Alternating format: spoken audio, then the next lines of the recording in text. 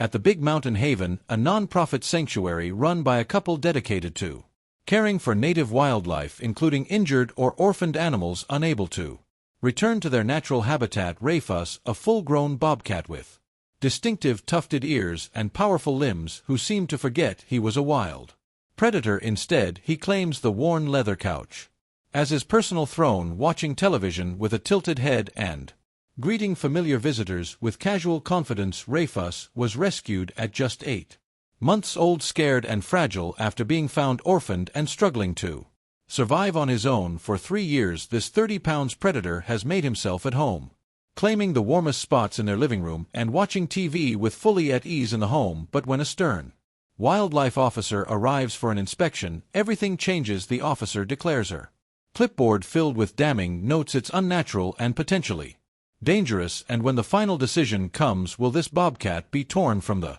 only home he's ever truly known? This is the story of a bobcat who blurred the lines between wild and tame, and the fight to protect a bond that defied expectations. Before we start, hit the like button and make sure to subscribe if you haven't, and hit that notification bell so that you won't miss any new stories. The morning frost sparkled across the Montana meadow like scattered diamonds as Sarah Gallagher stepped onto the porch of the rustic log cabin that served as both her family home and the administrative office of the Big Mountain Haven. Steam rose from her coffee mug, disappearing into the crisp autumn air as her eyes traced the distant Treon where the sun was just beginning to crest the mountains.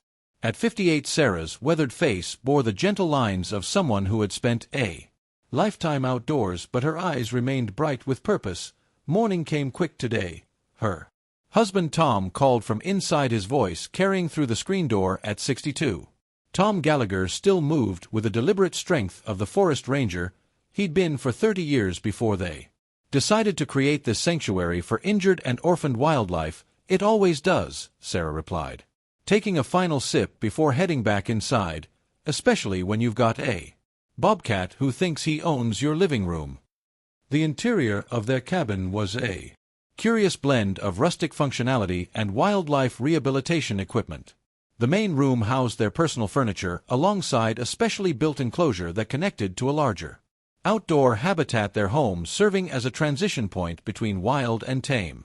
For many of their rescues, veterinary supplies were neatly organized on shelves and educational materials were stacked on a desk in the corner where Sarah managed the nonprofit's administrative needs. But what caught anyone's attention first was the sight of Rufus, a full-grown male bobcat curled comfortably on their worn leather couch as though it had been designed specifically for him. He's been waiting for you to go outside so he could claim your spot, Tom chuckled, flipping a pancake on the cast iron griddle. I swear he understands the concept of warm seat. Sarah smiled, setting her mug on the counter and approaching the couch. At nearly 30 pounds, with distinctive tufted ears and the characteristic spotted tan coat of a bobcat, Rufus looked every bit the wild predator he was genetically programmed to be. But instead of growling or retreating as she approached, he simply yawned, stretched his powerful limbs and blinked lazily at her.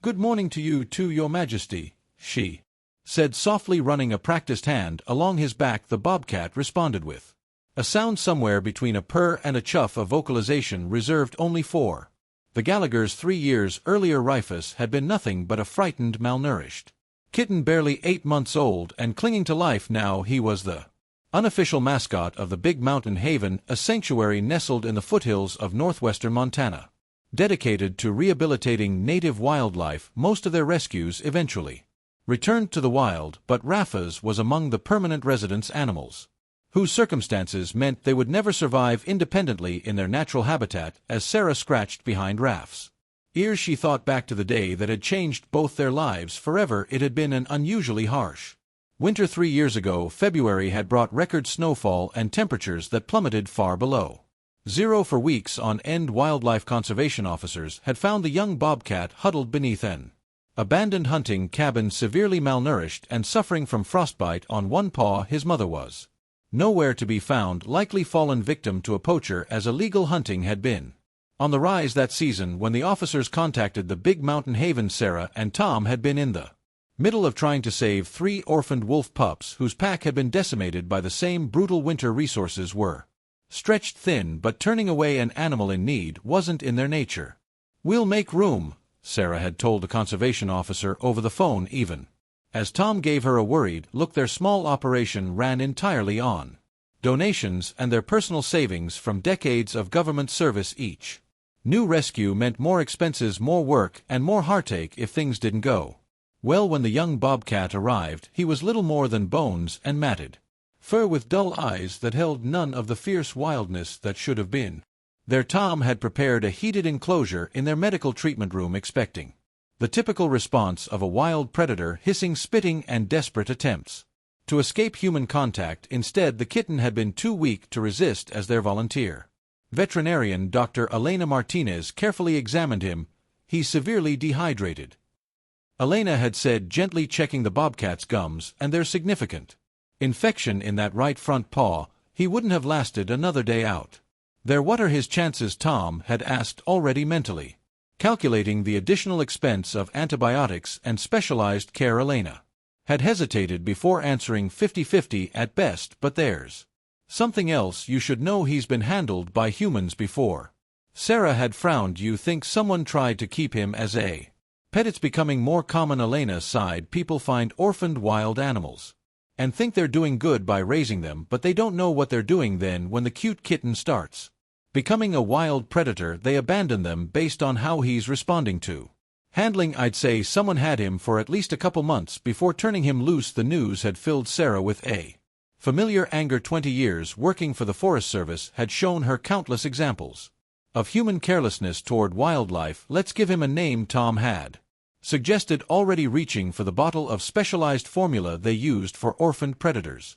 "Might as well make him feel welcome for however long he's with us." Sarah had studied the Bobcat's face, noting a distinctive dark rufous streak running across his right cheek. Rafus, she decided, it suits him. Those first weeks had been to Chango. Rafus required round-clock care with bottle feedings every 3 hours. The infection in his paw responded slowly to antibiotics, and there were nights when Sarah and Tom took turns sitting up with him, fearing he wouldn't make it until morning. "I don't think he's going to pull through," Tom had said one particularly difficult night as Rafus lay limp and unresponsive on a heating pad in their treatment room.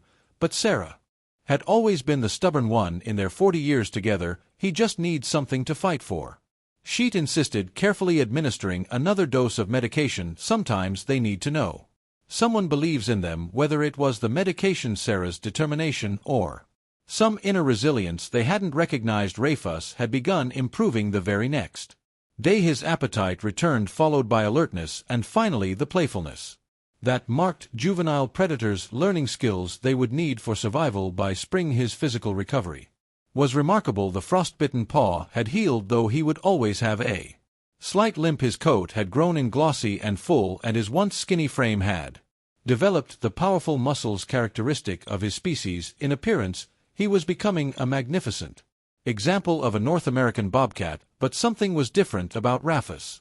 While Elena worked with them to minimize human imprinting with their other rescues, it quickly became apparent that Rafus' early experience with humans had permanently altered his relationship with his own kind. When they'd attempted to introduce him to another rescued bobcat, a female of similar age who was successfully being rehabilitated for eventual release, Rafus had shown no interest in her. Instead, he'd repeatedly sought out human company, displaying none of the natural weariness that would be essential for his survival in the wild. The decision to classify him as a permanent resident hadn't been made lightly. Sarah, Tom, and Elena had spent countless hours discussing his case, consulting with wildlife rehabilitation experts across the country, and even bringing in a specialist from the University of Montana's Wildlife Biology Department. "He's what we call irrevocably imprinted," Dr. James Wilson, the specialist, had explained after observing Rafus for several days. The critical period for learning natural bobcat behavior was disrupted by human contact. Releasing him would be a death sentence. He lacks the hunting skills, the natural caution around humans, and the territorial behaviors he needs. Not to mention, he could potentially disrupt wild bobcat populations if he does manage to survive. Sarah had nodded, unsurprised, but still saddened by the confirmation of what they'd already suspected. "So he stays with us." "He stays," Dr. Wilson had agreed. "But I have to warn you, keeping a wild predator, even an imprinted one, as essentially a pet, comes with challenges. Bobcats retain their instincts even when raised by humans. He'll become more territorial as he matures, may mark areas with scent and could develop aggressive behaviors. None of those warnings had deterred the Gallaghers. By then Rios had already claimed a piece of their hearts along with a corner of their home. They'd constructed a specialized enclosure that connected to their living area, giving him the option to move between a natural outdoor habitat and their home as federally licensed wildlife rehabilitators with decades of experience. They were uniquely qualified to provide Rufus with the specialized care he required. What none of them had anticipated was Rafa's peculiar fascination with their couch. "Earth to Sarah," Tom called, pulling her back to the present. "Pancakes are getting cold." Sarah blinked, realizing she'd been lost in memories while still absently stroking Rufus' fur. The bobcat had fallen back asleep under her hand, his powerful chest rising and falling in peaceful rhythm. "Sorry," she smiled, giving Rufus a final pat before joining Tom at the table. "Just thinking about how far we've come." Tom nodded, understanding exactly what she meant. The big mountain haven had grown from a personal dream into a recognized wildlife rehabilitation center, now hosting educational tours and working closely with state and federal wildlife agencies. They'd expanded from their original cabin to include several specialized enclosures, a proper medical facility, and even modest accommodations for their small team of dedicated volunteers. But through all the growth and changes, Rufus had remained constant, their first permanent resident and the unexpected face of their mission.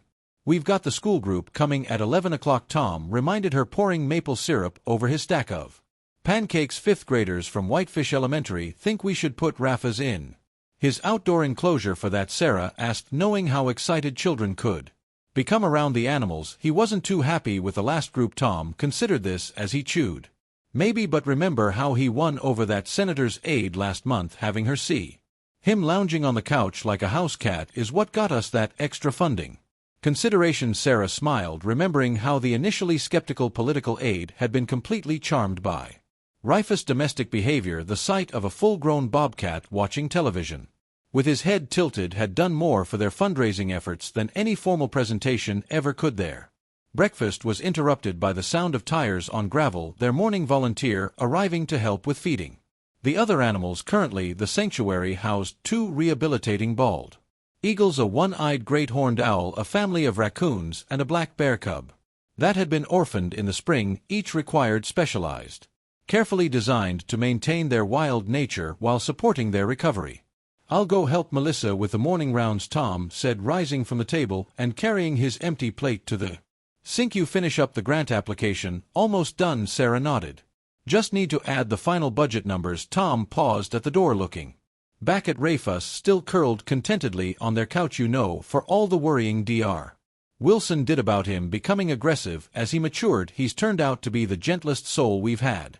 Here Sarah followed his gaze, feeling the familiar surge of protectiveness. He just needed the right place to belong. As Tom headed out to greet their volunteers, Sarah moved to her desk and opened her laptop. The grant application for expanded educational programming stared back at her, demanding attention, but her eyes kept drifting to the sleeping bobcat. Rufus had become more than just a resident of their sanctuary. He was living proof of their philosophy that every animal deserved compassion, even those that couldn't return to the wild. The sound of her phone ringing pulled her attention away. The caller ID showed Montana Fish, Wildlife and Parks, their primary partner agency for wildlife rescues. "Sarah Gallagher," she answered, already reaching for a notepad. "Sarah, it's Mark Davis," came the familiar voice of the regional wildlife manager. "We've got a situation I wanted to discuss with you before it goes any further." Something in his tone made Sarah sit up straighter. "What kind of situation?" Mark hesitated before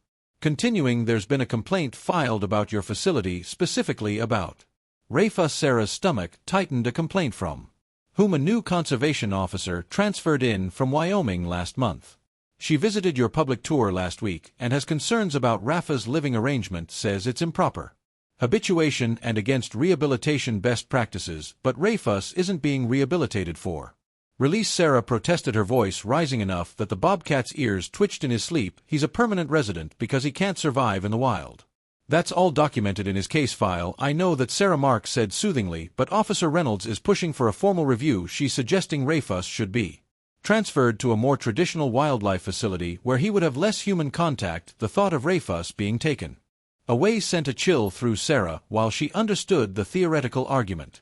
Many wildlife professionals believed even permanently captive animals should be kept as wild as possible. She knew Rayfus would be devastated by such a change. His unique circumstances and early imprinting had created an animal that genuinely thrived on human interaction. Mark, you've seen him yourself. He seeks out human contact.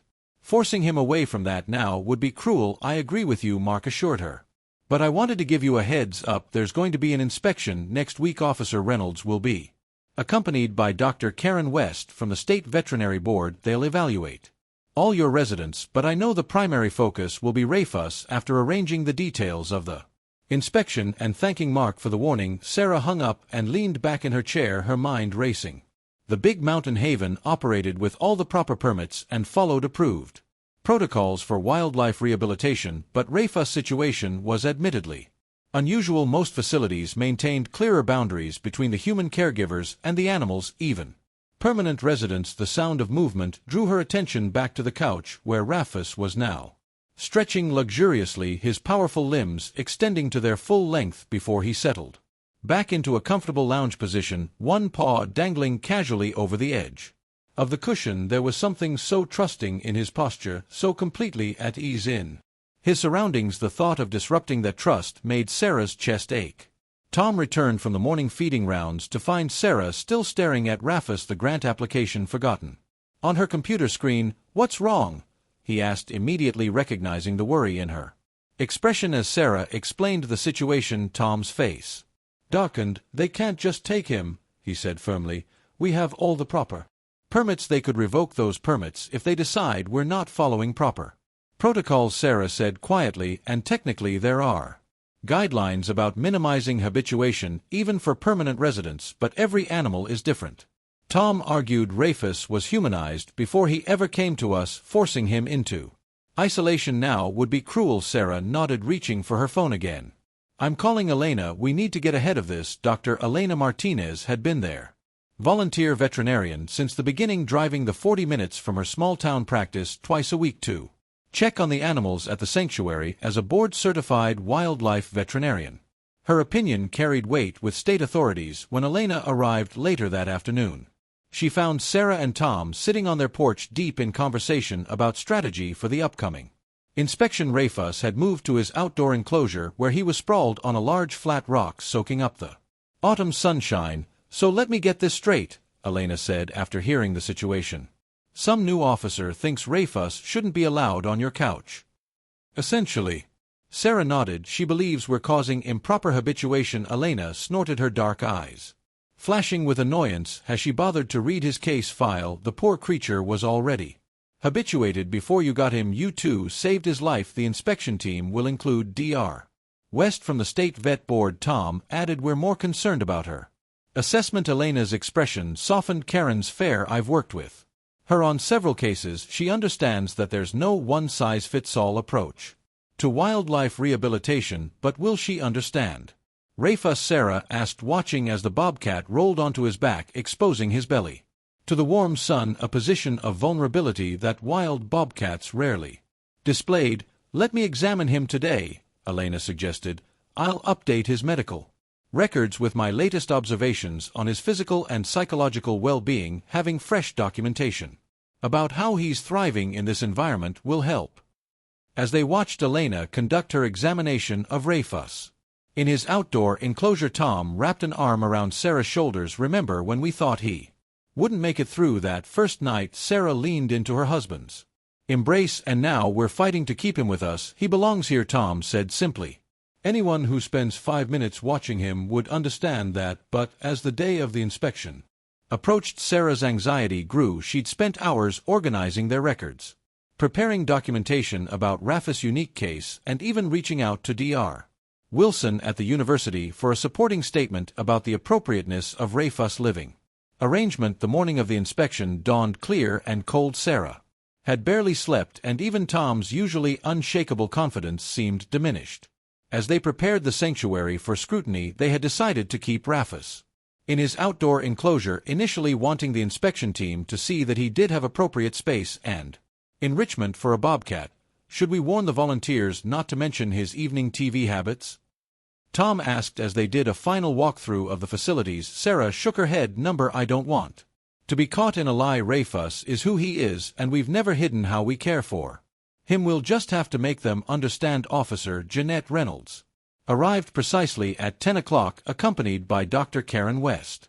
Reynolds was younger than Sarah had expected, perhaps in her early 30s, with her dark hair pulled back in a severe bun and a clipboard clutched tightly in one hand. Drive West was older, with silver-streaked hair and the calm demeanor of someone who had seen it all in her years of veterinary practice. Mrs. Gallagher, Officer Reynolds began formally, we're here to conduct a comprehensive inspection of your facility with particular attention to the rehabilitation protocols for permanent residents. Of course, Sarah replied, keeping her voice even. We've prepared all our documentation for review, and you're welcome to examine any part of our operation. The inspection began with a review of their permits and medical records. Drive West asked detailed questions about their feeding protocols, enrichment activities, and veterinary care. To Sarah's relief, she seemed impressed with the thoroughness of their record-keeping and the cleanliness of their facilities. Officer Reynolds, however, remained stern, making notes on her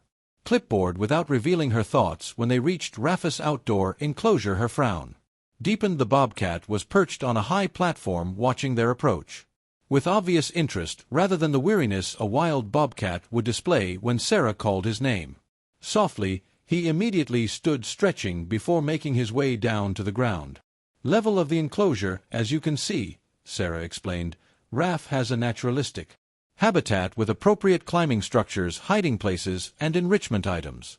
She pointed out the various features they had designed specifically for him, including a small pond, logs for scratching, and platforms at different heights. Yet I understand he spends significant time inside your home, Officer Reynolds stated, her tone making it clear she considered this inappropriate. Raf was severely imprinted on humans before he came to us, Tom explained. Dr. Wilson from the University of Montana's Wildlife Biology Department determined that forcing him to live as a wild bobcat would actually be detrimental to his welfare. Drive West crouched near the enclosure, observing Rayfus thoughtfully. His physical condition appears excellent, she noted. Good muscle tone, clear eyes, healthy coat. That's because he's happy, Sarah said simply. He has the best of both worlds, natural space out here and the human connection he craves. Officer Reynolds made another note on her clipboard. I'd like to see the interior arrangement you've mentioned in your reports. Sarah exchanged a glance with Tom before leading the inspection team back toward their cabin. As they approached, Rayfus followed along the length of his enclosure, clearly anticipating being allowed inside. We have a specialized door system, Sarah explained, showing how the secure passage connected Rafa's outdoor space to a designated area within their home. He can come in during supervised periods, but always has access back to his outdoor enclosure. And this is where the couch is located? Officer Reynolds asked her, tone making the words sound like something inappropriate. Yes, Sarah admitted. Rayfus has shown a particular preference for our couch. It's become part of his routine and comfort inside. The inspection team examined the interior setup. Sarah demonstrated how Raf would be allowed in, and on cue the bobcat entered, cautiously, clearly aware of the strangers in his space, but his familiarity with routine overcame his weariness, and within moments he had claimed his usual spot on the worn leather couch. Officer Reynolds's eyebrows shot up as Rayfus settled himself, tucking his paws beneath him and watching the proceedings with casual interest. This is exactly the type of inappropriate habituation I was concerned about, she stated. This animal is displaying behaviors entirely inconsistent with his species. With respect, Officer Reynolds. Dr. West interjected, this animal's natural development was disrupted long before he arrived here. The Gallaghers have simply provided an environment that accommodates his unique needs. Our primary concern is his welfare, Sarah added. Raf thrives with this arrangement. He's healthy, engaged, and shows no signs of stress. He's a wild animal being treated like a house cat, Officer Reynolds countered. It's unnatural and potentially dangerous. As if on cue, the cabin door opened and Melissa, their young volunteer, entered with a stack of educational materials for the afternoon tour. Seeing the gathering in the living room, she froze momentarily before recovering her composure. Sorry to interrupt, she began, but was cut off by a blur of movement as Rafa suddenly leapt from the couch and bounded across the room toward her. Officer Reynolds gasped, clearly expecting an attack, but to everyone's surprise, Rafus simply circled Melissa's legs once before returning to the couch. This time positioning himself to keep all the humans in his line of sight. He always does that, Melissa explained with a smile. It's like his way of saying hello to people he knows. Sarah could see Officer Reynolds making more notes, her expression unreadable. The inspection continued for another hour, with Drive West conducting a brief physical examination of Rafus while Officer Reynolds documented every aspect of their setup. Finally, the two stepped outside for a private consultation. Through the window, Sarah could see them engaged in what appeared to be a heated discussion, with Drive West gesturing emphatically while Officer Reynolds shook her head. "This doesn't look good," Tom murmured, standing beside Sarah at the window when the inspection team returned. Officer Reynolds's expression remained stern, but Drive West was smiling slightly. "Mrs. Gallagher, Mr. Gallagher," Drive West began, "after reviewing your facility and discussing Rafus' unique circumstances, I've made my recommendation to Fish, Wildlife and Parks." Sarah held her breath, feeling Tom's hand tighten around hers. "While Officer Reynolds has valid concerns about habituation practices in general," Drive West continued, "I believe Rafus represents a special case. His physical and behavioral health appear excellent under your care, and the documentation from Dr. Wilson and Dr. Martinez supports the appropriateness of your approach for this particular animal." Officer Reynolds cleared her throat. "I still have reservations about the level of human interaction, particularly the furniture access," she said stiffly. "However, Drive West's assessment carries significant weight, and your documentation is comprehensive. Our recommendation," Drive West said, "will be to approve the continuation of your current practices for Rafus, with the condition that you document any changes in his behavior or health that might indicate stress or inappropriate development." Relief flooded through Sarah. "Of course, we already maintain detailed behavioral observations." Additionally, Officer Reynolds added, "We'd like you to consider implementing a more structured educational component around Rafus' case. If you're going to maintain an arrangement this unusual, it should serve a broader educational purpose about responsible wildlife management." Tom nodded enthusiastically. "We've actually been working on a grant application for expanded educational programming. Rafus' story is powerful for teaching about the dangers of trying to keep wild animals as pets." As they finalized the details of the inspection report, Sarah noticed that even Officer Reynolds's rigid demeanor had softened slightly as she watched Rafus, now dozing peacefully on the couch, as though the entire inspection had been scheduled around his nap time. When the inspection team finally departed, promising to send their formal report within the week, Sarah and Tom stood on their porch watching the government vehicle disappear down their long driveway. "We did it," Tom said quietly, pulling Sarah close. "No," Sarah corrected him, leaning her head against his shoulder. "Rafus did it just by being himself." Later that evening, as the sun set behind the mountains and painted the sky in brilliant oranges and pinks, Sarah sat on the couch with a cup of tea. Rafus stretched out beside her with his head resting against her leg. Tom was across the room, putting the finishing touches on the grant application that now included specific educational components about Raf's unique situation. "You know," Sarah said, gently stroking the Bobcat's head, "when we started this sanctuary, I never imagined our most powerful ambassador would be a bobcat who thinks he's part of the family. Home is where you're understood." Tom replied, looking up from his work. "Rafus understood that before we did." As if acknowledging the truth of this statement, Rafus stretched and repositioned himself, pressing closer against Sarah's side. Outside, the first stars were appearing in the darkening sky, and somewhere in the distance a wild bobcat might be beginning its nightly hunt. But here, in the warm light of the cabin, Rafus had found his place. Not in the wilderness where he was born, but on a couch beside the humans who had become his family. Sarah thought about all the animals they had rehabilitated and released over the years, watching them disappear back into the wild with a mixture of pride and sadness. There was beauty in that work, the triumph of returning a healed eagle to the sky or releasing a recovered bear into the mountains, but there was another kind of beauty in Rafus' story, in finding belonging where it was least expected. As the evening stretched on, Sarah found herself thinking about Officer Reynolds's initial objection that what they were doing was unnatural. Perhaps, she reflected, the definitions of natural and unnatural weren't as clear as people like to believe. Nature created infinite variations, exceptions to every rule.